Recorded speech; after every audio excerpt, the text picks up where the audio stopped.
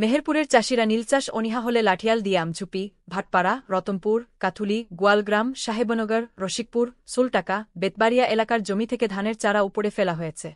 ৪৮ পর্ব। নীলচাষ অপেক্ষাকৃত উর্বর জমিতে ভালো হয়। তাই যেসব উর্বর জমিতে ধান চাষ হয়, সেই সব জমিতে নীলকররা চাষিদের নীলচাষ করতে বাধ্য করে। ইংরেজ কোম্পানি নীলচাষে বিপুল পুঁজি বিনিয়োগ করে মেহেরপুরের আমঝুপি, ভাটপাড়া, রতনপুর, কাথুলি, গোয়ালগ্রাম, সাহেবনগর, রসিকপুর, সোলটাকা, বেতবাড়িয়া, নীলকুঠি স্থাপিত হয়। তাছাড়া বেশ কয়েক বছর নীলচাষ করলে উর্বর জমি ক্রমে অনুর্বর হয়ে পড়ে। এইসব কারণে চাষিরা নীলচাষ করতে রাজি না হলে তাদেরকে লাঠিয়াল দিয়ে ধরে এনে নীলচুক্তিতে জোর করে করানো হতো এবং সামান্য অর্থ দাদন হিসেবে দেওয়া হতো। এরপরেও চাষিরা না মানলে তাদের জমি থেকে ধানের চারা উপড়ে ফেলা হয়। ফলস্বরূপ যেখানে চাষিরা ধান চাষ করে জমিদারের প্রাপ্য রাজস্ব মিটিয়েও বাকি অংশ খোরাকি হিসেবে ব্যবহার করত বা বাজারে বিক্রি করতে পারত, সেখানে নীলচাষ করে চাষিদের রাজস্ব প্রদানের টাকাই উঠত না। ব্লেয়ার কিং তার গ্রন্থে দেখিয়েছেন যে খ্রিস্টাব্দ নাগাদ ১ বিঘা জমিতে ধান চাষ করলে চাষির আজ হতো ৭ টাকা।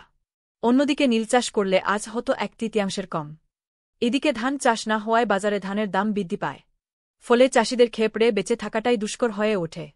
গ্রন্থনা অধ্যক্ষ মহসিন আলী আঙ্গুর, সম্পাদক ও প্রকাশক মুজিবনগর খবর.com, মেহেরপুর।